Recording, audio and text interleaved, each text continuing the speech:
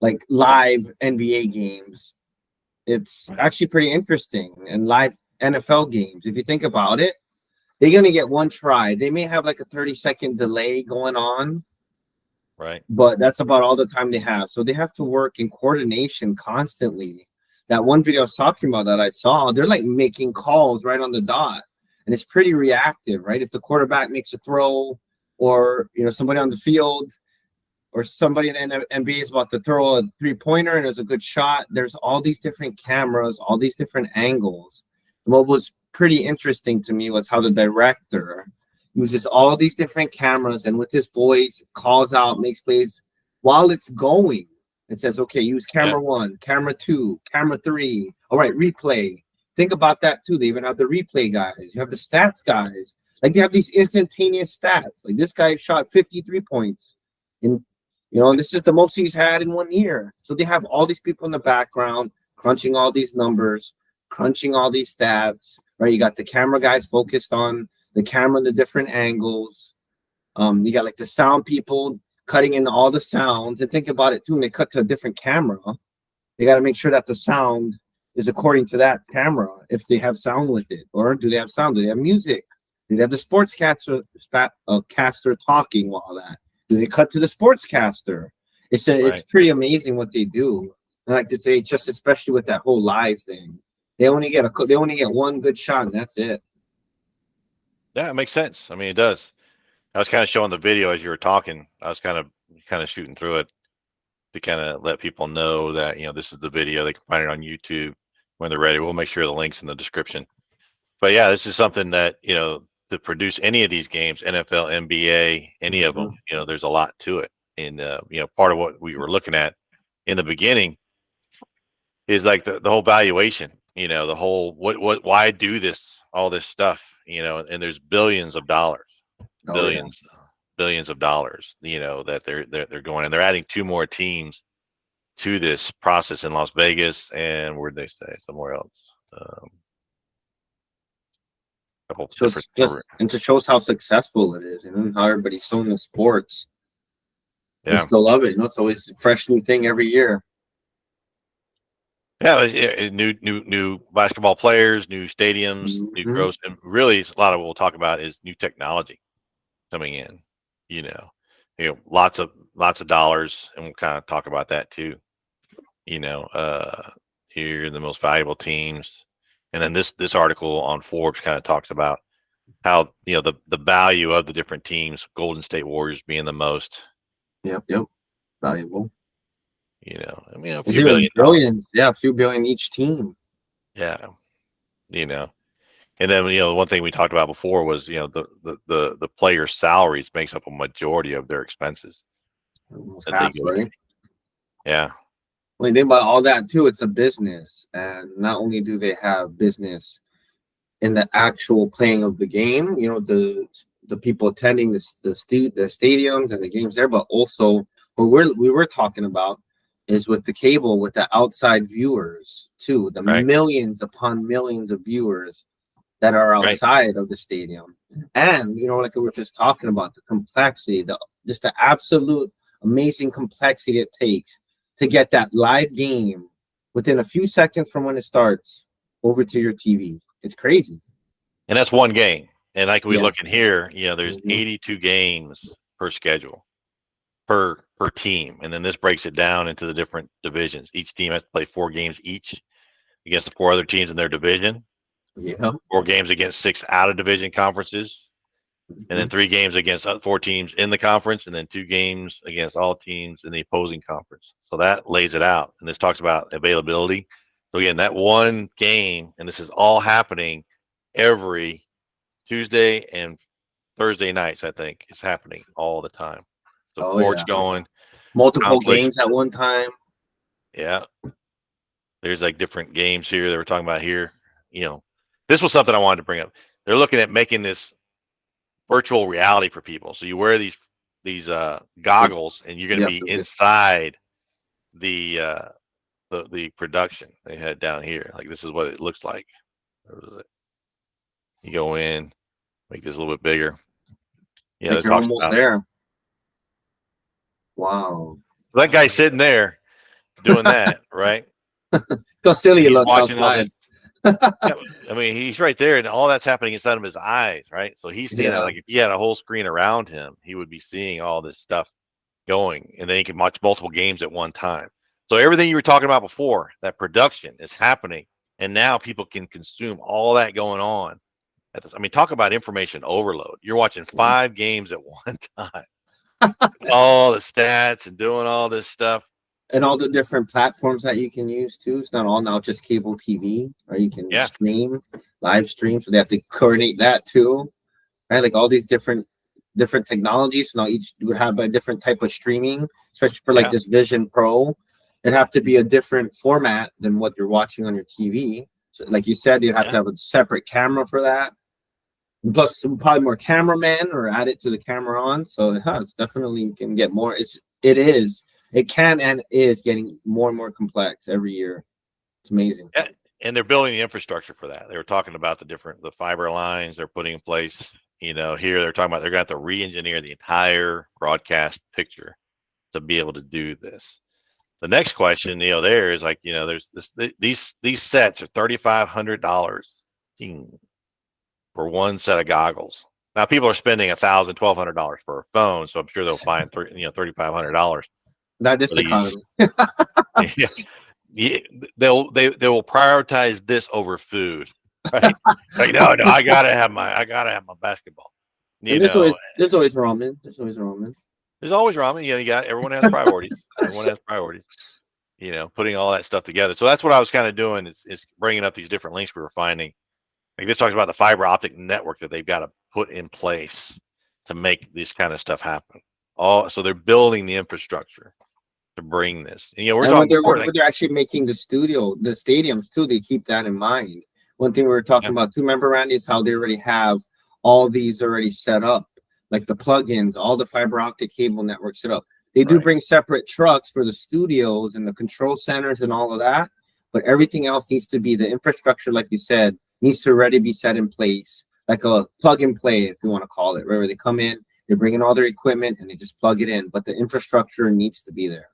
right, exactly. These plug and play.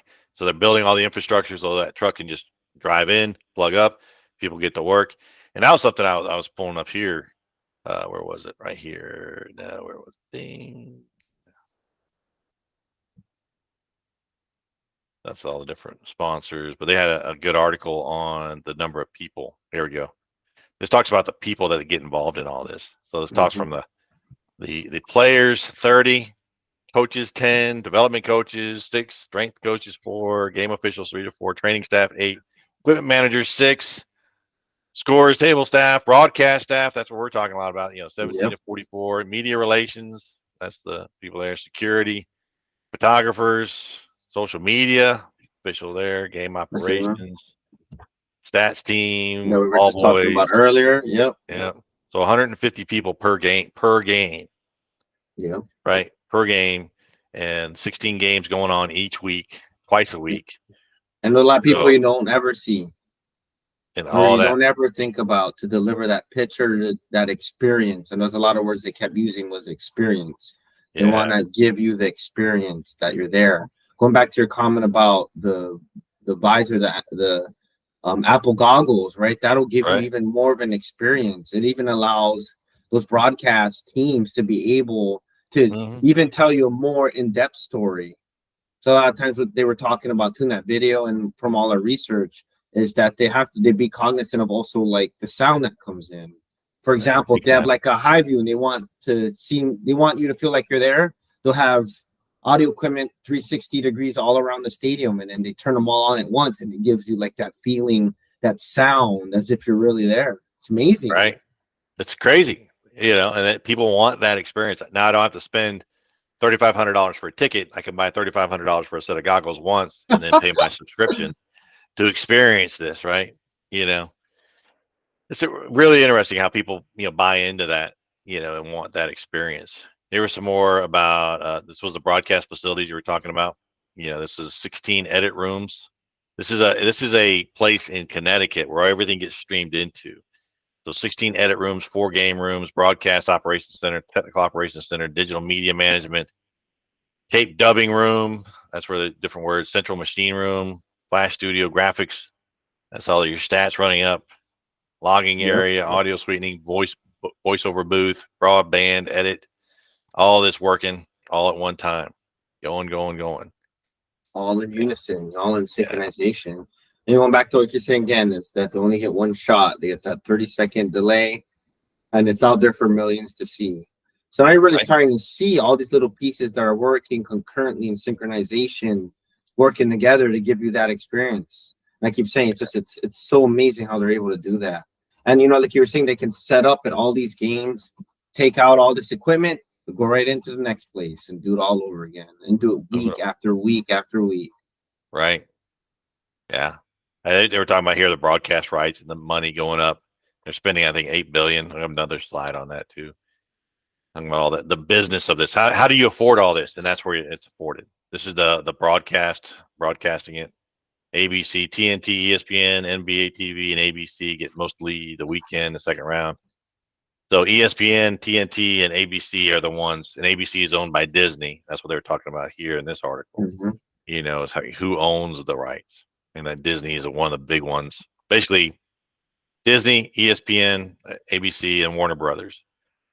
Then Discovery, TNT, right? And Warner Brothers and Discovery just merged. So really, two companies, Disney and Warner Brothers Discovery, have the rights to it, and they're collectively paying $24 billion over 9 years, and that expires not this season but next season. This was written in 23rd, so last October. So after this year, 24, so 2025 is when all these rights come open again, right? And since then, what do we have? Multiple platforms, YouTube platforms, Twitter, For Facebook, ESPN all of these. online, all the apps you can get directly to, Yeah. like your Roku, for example, then have it stream to you.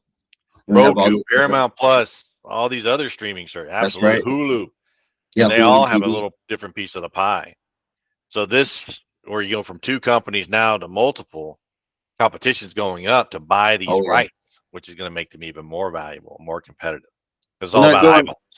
Yeah, and then another good one, a new example, but it's for football, is Amazon. Now they have Thursday Night Football. You have to go on the app and stream it. That's another What great do you think? example. Yeah, I have no doubt Amazon will be playing into the basketball space, right? I'm Oh, like, I'm yeah, sure. well, we can do that. We can do that too. And And they're I think actually that's, into analytics too. yeah, AWS.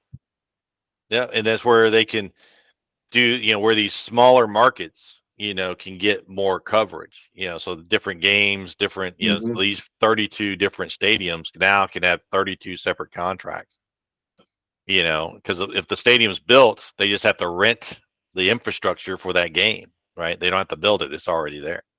Yeah. It's pretty cool. This was another article I thought was pretty interesting. This was all about more about the production. We're going to talk, here about the to make all this happen. What do you got to do? The supply chain strategies. But here's some more facts, broadcast facts per game. 12 cameras, 60 staff, 11 hours before the game they show up.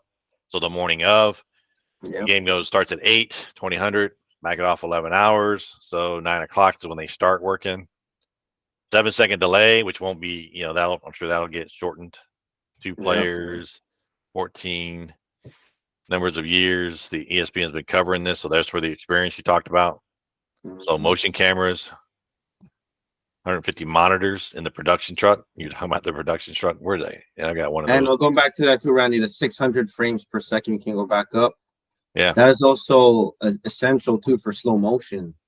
For Mm-hmm. actual replays. If you start noticing now, it's just especially like you see like an NFL or when NBA when they're about to go out of bounds and they're able to really zoom in and see were they really out of bounds by when. You ever notice that too? Like they have all these different angles for Yeah. these plays instantly. It's like, all right, so they're reviewing it and just have all these different angles they can cut and look at. And a lot of this new technology actually helps with that.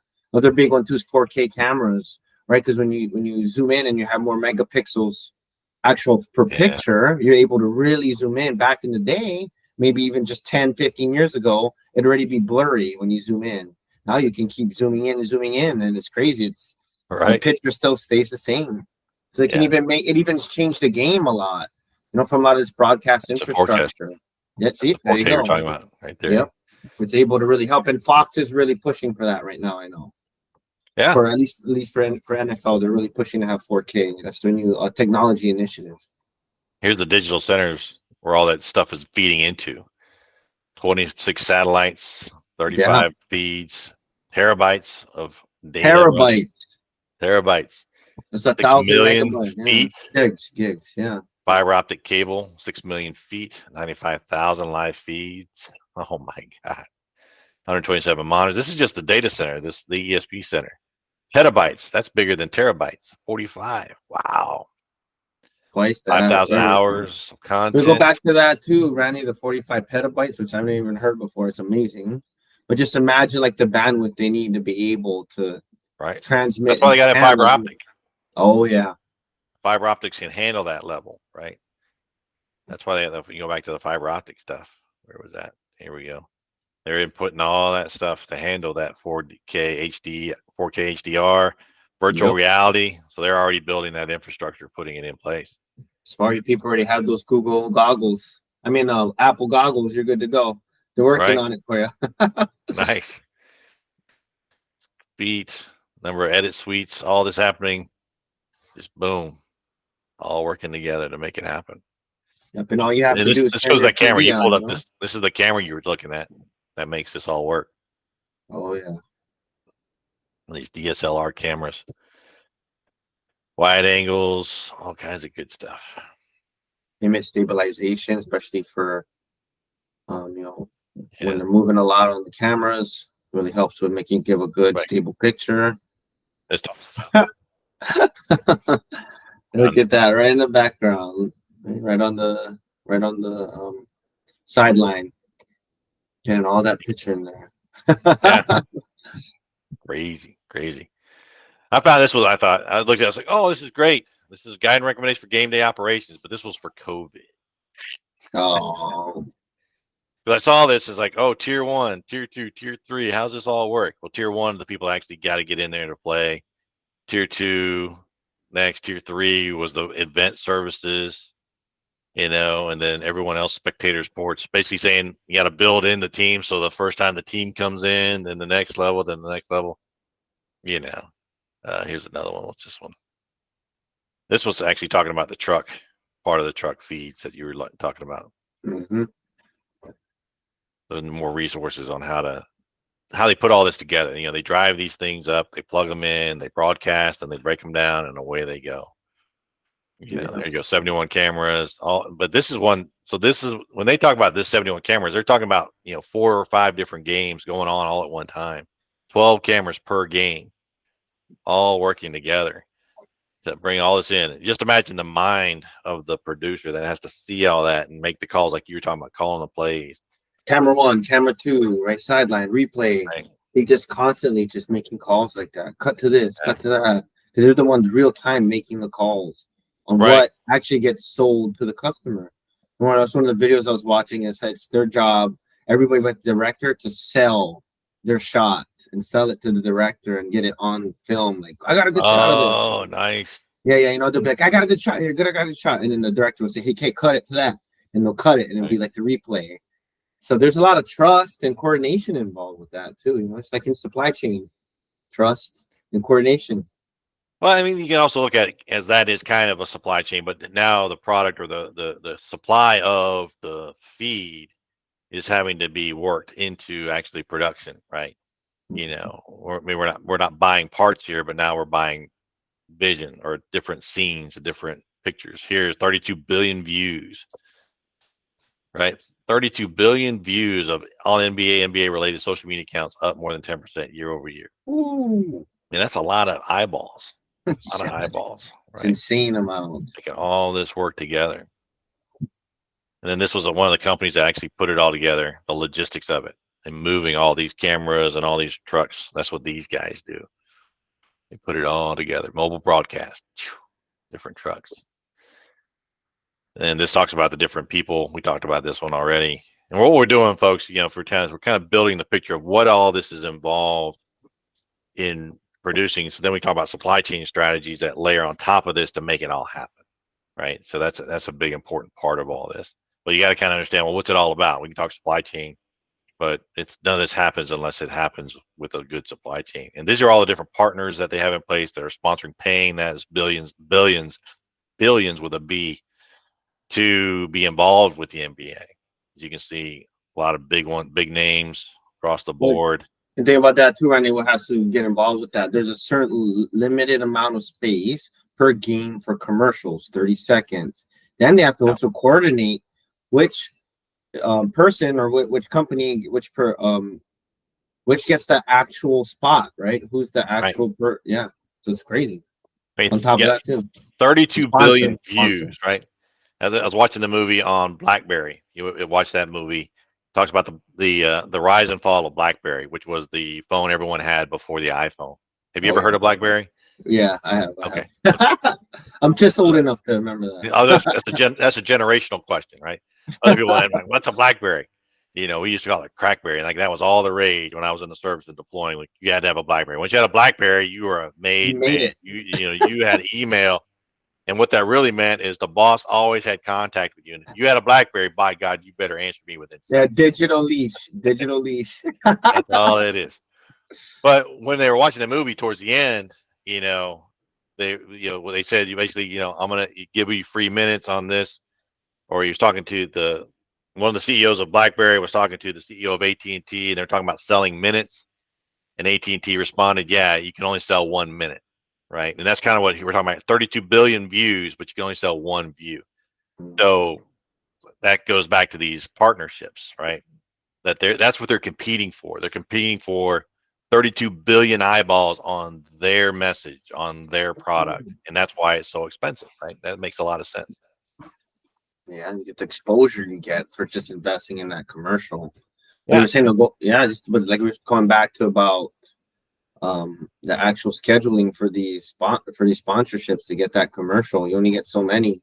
I'm sure they get more commercial requests than what they can actually show too. So they got to really prioritize and probably by pay, I would assume, but Right. you have to make sure that's all in there. And Yeah. you would have to make sure that if a company's paying, that sponsorship's paying, that they better get that commercial out too. So a lot of Yeah. stakes in that too, right? They pay you and then you don't even play the commercial. So you got to And as make we're sure talking about that here is resiliency, right? We're talking about resiliency and that why this is so important to make sure that when you purchase and establish the supply chain for all these different games, that it has to work. You can't not work because you got billions of dollars on the line here. And if that commercial doesn't go off, hey, what I pay for, right? yeah. All this, and you see lots of big names here, right? Lots of big names with big dollars, all playing, wanting to be part of the game. And here's one for 23-24. Yeah, so here are our new sponsors. Oh, I think yeah, so all the same ones here. This talks about data, that they actually have data feeds for people. So all those apps, once Apple builds those goggles, then the developers are going to come in and build apps to integrate and get that data and pull it in, and all the stats and everything, which then I'm sure will turn into sports book and gambling and betting and all those other things. But there's a way to do that here as well. So here's the code on how to bring all that into your different apps. More stuff. It's really cool.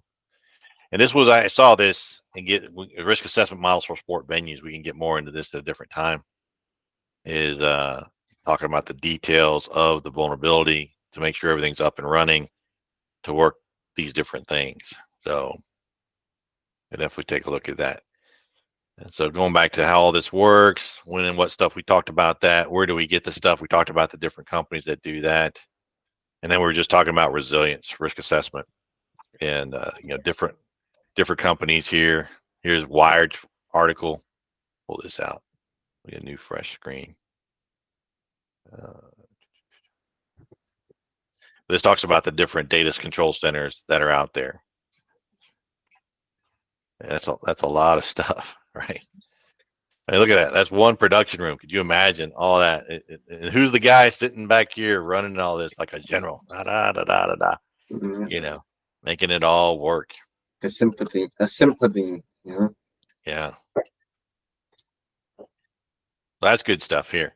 And what are some of the sourcing strategies? So this kind of speaks to, and I'll shut the screen down. We'll kind of talk about these, when you talk about a different system, and this speaks to your expertise as a supply chain expert in this area, establishing long-term rental partnerships for special equipment.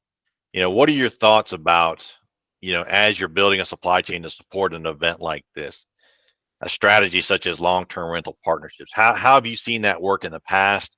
And is that a strategy you would recommend, or would you recommend some type of different strategy when you're doing this kind of production? And you can think of an NBA game as any kind of major event that can have a 0% failure rate, meaning you can't fail no matter what. Mhm. So these strategies we talk about here are definitely in line with what people need to be aware of whenever they're putting together a highly complex, must be, failure is not an option, resilient supply chain. What are your thoughts on this?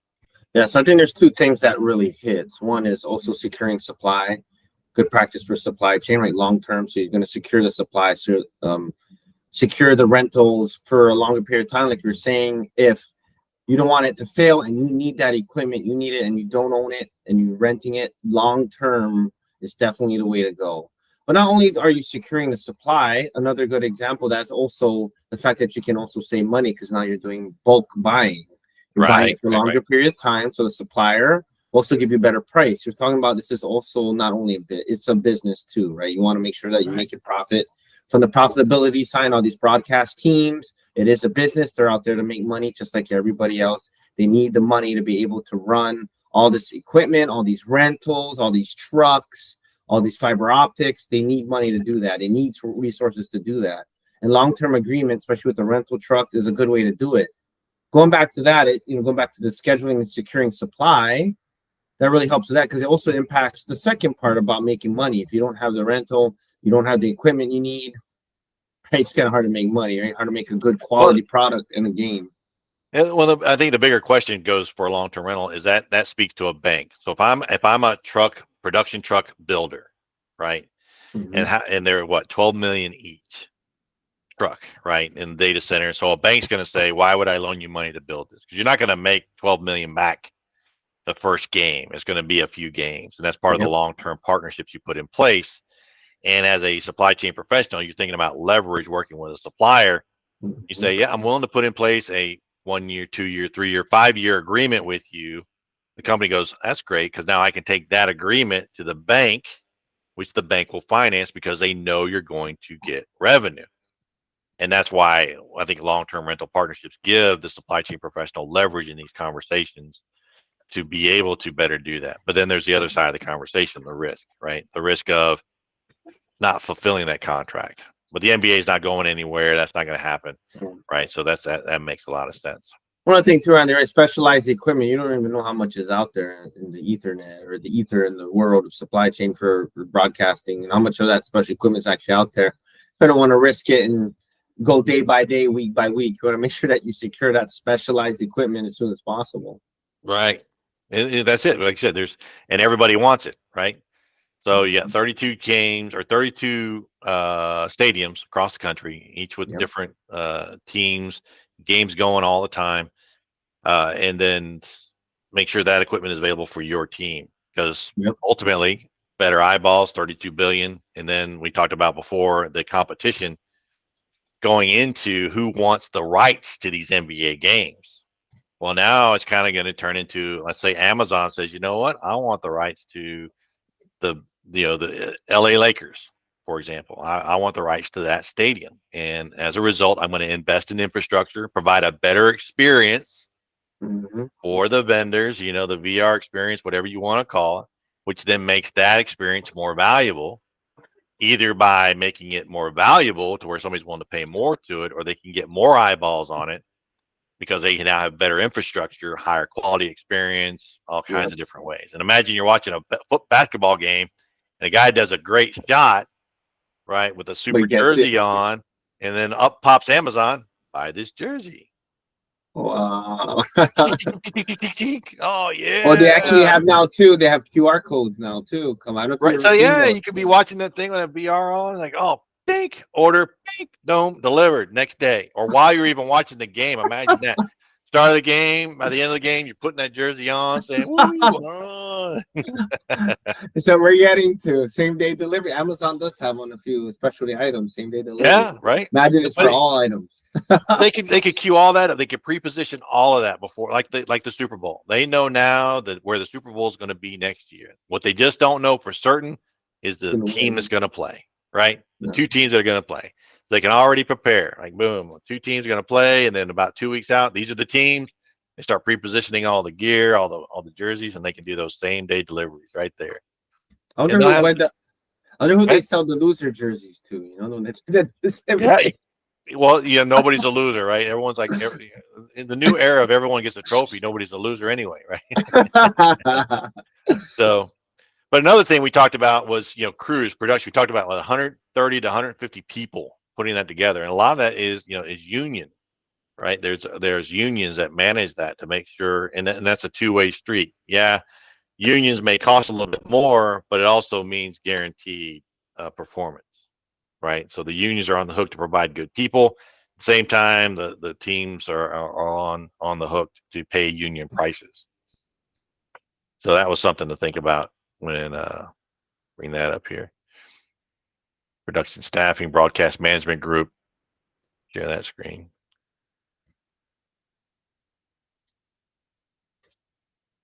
This was talking about how they produce and launch different management and manage the operations that are working. So they outsource it, and it kind of brings it all together.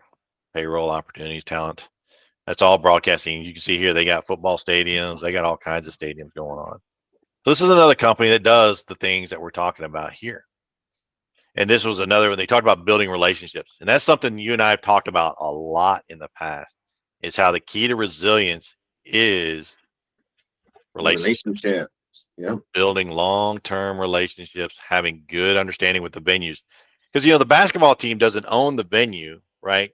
They may own the property, but they don't manage it because they're in the basketball business, not in the management business. Yep. And those venues, there's a lot more going on there than basketball games. There's concerts, there's other kinds of events going on there. And the basketball is only 2 nights a week for a certain period of time during basketball season, which I think starts in November and it'll end sometime in March, which is one of the reasons we started doing this series and putting it together, is building those strong relationships. So again, as a supply chain expert, how have you seen relationships pay off for you? I know we're talking production, manufacturing, those relationships, but those fundamentals are the same. Yeah. Well, another thing too is we're going back to just limited supply, and like we all seen with COVID, and COVID is a great example because it's a fresh example of what happened with supply chain with us, and it's traumatic. But especially when you have good relationships with suppliers from a resiliency standpoint for limited amount of supply that you have, which in this case for NBA and especially equipment and all that kind of stuff, it is surely limited, right? It's the strongest bond, the strongest relationship you have with your suppliers will help, going back to again, help secure your supply, helps get you better pricing on stuff, right? You get a better product usually, which it helps you out. Another cool thing about the strong relationships too is we keep talking about too about having all this new technology, new capabilities. These vendors can help with that. This is what I've seen a lot of time. A lot of suppliers that a lot of companies they don't do is they don't involve their suppliers with the new strategic initiatives that they have, with the new stuff that they're building. Include the supplier in there. So when you have the strong relationship and you're trying to add right for the Apple, Google with the Apple visor, try to have 3D or try to have all this virtual reality stuff, right? You need to be able to have the capabilities to do that, and having a strong relationship with the supplier really helps with that. Well, I think and as the world goes from globalization or starts to disintegrate globalization, because they learned the hard way that globalization is wonderful, but when things are tough, okay, then it's like what's mine is mine, right? What vaccines are mine. I'm not going to give you any because my country needs them. So it's a good idea, but then when push comes to shove, you got to make sure you got a good relationship in place. And I think that's where think about NBA. The no failure option. 0% failure is not an option, and that's where those relationships. If a production truck goes down, let's just say it blows a fuse for whatever reason, you gotta be able to pick up that phone and say, "Hey, I need another truck here." Now, know? yesterday, Imagine right? for those live NBA games, you can't say, you know what, guys, we have to stop the game. We're gonna postpone the game Yeah, because we don't have this truck right now. We don't have the distribution truck with us right now. So let's just hold off on that until we get it. Yeah, right. They're gonna right. stop the game. They're gonna tell all the fans to go home. There's just more than just the broadcast that has it all in this game. So we Yeah, need to make sure that they at every aspect is considered and is available yeah. because you No, can't it's stop. absolutely. And then a live game, no way. No, it's like watching. You're watching the game, and it's like getting ready to make that awesome score, and all of a sudden, your kid grabs the remote control and changes the channel on you. Like, wow, same thing. That's where a strong relationship's important. Yeah. My kid, they can do whatever they want. You know. But I think it speaks to the business model. If these people are paying billions of dollars to get those eyeballs, and if Yep. anything stops those eyeballs from happening, you've got to make sure that you've got redundancy in place so that doesn't happen. That doesn't happen. So Uh, this resilience here isn't so much life threatening, but it is revenue, which it can eventually become life threatening if you're well, the boss. the lifeline of the NBA is the revenue, right? Yep. That's the revenue. And what I mean, think about it, you got 10 players playing a basketball game for an hour or 2 hours or whatever it is. And that's it. Like you said, it's not life threatening, except to the NBA. If a fan can't see the game, they're going to go find something else. And we've talked about this before in the past as well. Right now, it's all about attention. How do you keep somebody's attention for a little bit of time? And the way you do that is through eyeballs. That's why all of this stuff, better experience, more eyeballs, all makes a big, big difference. Randy, could you imagine you're like, all right, I want to watch the Lakers, go turn on ESPN, or you ready? And then the screen's black. Well, exactly. Luckily we've never had to do that. Could you imagine that happened? Be, Yeah. what happened? Well, I've done that. I've experienced that when I put on my own webinars. Where in the beginning, we're talking in the beginning 10 years ago, you go hot, flip the switch, you ready to go, and nothing happened. People are like, I can't log in, my SIT connection's not working, and you did everything you were supposed to, but maybe you were on the Wi-Fi's that are hard to connect. So as a result, your Wi-Fi is all banged up and all things funky, and you get the wheel of death, and you're like, oh, it just doesn't sound right. Same thing can happen here. That's why all this infrastructure is important as well. Fiber Yep. optics is very reliable. And redundancies. Yeah, redundancy, and we talked about that. We showed that earlier, how the fiber optics has multiple redundancy in different places. I think it was a part of updating the systems as well, using the latest technology, those latest cameras, more efficient, latest fiber optics, more efficient, power, all this. Cybersecurity too. Making sure Cybersecurity is nobody a can big have it. one, right? So when you're Yeah, broadcasting, somebody takes over your broadcast and shows something else. yeah, right. And like to build those redundancies in that way, you're good to go. And I think we had an article on that. One of the things, Randy, I do remember hearing what they did is they also go from maybe like they'll go to like more of a local network where they'll go Right. for like from where the actual game is being played, not so much of it being broadcasted off to another, main facility somewhere else, broadcasting facility. They can go to more local, continue Yeah, the signal and go from there. Just change what feed it's going on and just keep going. yeah. And that's what this talks about. This article here talks all about redundancy and building it in, making sure you've got redundancy, and it's all router plans, fiber design, power redundancy, power. You got to run power to run, the image through those Generators, right? If the generators, power goes out. monitoring, maintenance. All this should be, or AI. Everyone say, well, AI will take care of it. But what happens when AI fails? What happens when a situation pops up that AI has not been trained to deal with? You've got to have people that understand this stuff. Or hardware issue, right? AI can tell you, well, this is wrong. The satellite's broken. Well, you don't got another satellite or you got another transponder or something like that. Right. You're screwed. Thanks, AI. You told me the obvious, Yeah. Thanks a lot. Thank you, Captain Obvious. We are good to go. But yeah, I mean, so hopefully, everyone here tonight, or, everyone paying attention to our presentation here, talking about the supply chain. This is just the beginning of what we want to do throughout the month of March. You'll see more content on the supply chain. We put together some stuff as well that you'll see on LinkedIn and on our website, scm.jobs, but, make sure that if you haven't learned, if you don't know much about Howard, he's got a website out there. What's your website, Howard? hknapp.com, How- hknapp.com. Okay, Two and on his website, he's got a book where he wrote all about building resilience in your supply chain.